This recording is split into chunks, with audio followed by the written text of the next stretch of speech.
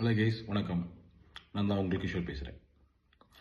So இன்றைக்கி நம்ம என்ன பார்க்க போகிறோம் அப்படின்னா, நம்மக்கிட்ட அமௌண்ட் இருக்குதுங்க. இந்த அமௌண்ட்டை வந்து நான் வந்து இன்வெஸ்ட் பண்ணணும். நான் எங்கே இன்வெஸ்ட் பண்ணட்டும்? லேண்டில் இன்வெஸ்ட் பண்ணலாம், கோல்டில் இன்வெஸ்ட் பண்ணலாம், இல்லைன்னா மார்க்கெட்டில் இன்வெஸ்ட் பண்ணலாம். சரிங்க.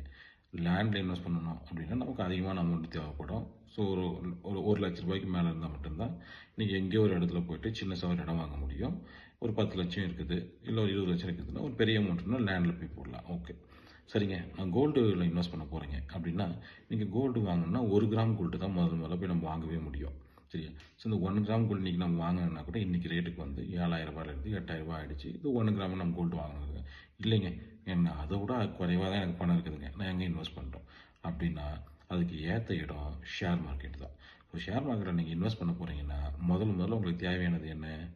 டிமேட் அக்கௌண்ட் தான். ஸோ அந்த டிமேட் அக்கௌண்ட்டை எப்படி நம்ம கிரியேட் பண்ணுறது அப்படிங்கிறத நம்ம முதல்ல பார்க்க போகிறோம்.